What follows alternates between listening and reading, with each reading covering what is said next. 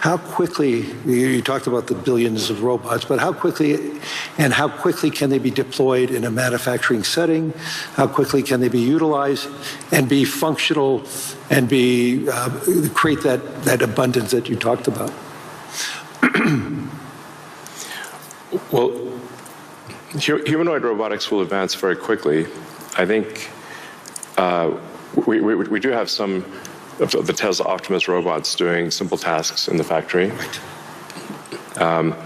We expect probably later this year. By the end of this year, I think they'll be doing more complex tasks, but still deployed in an industrial environment.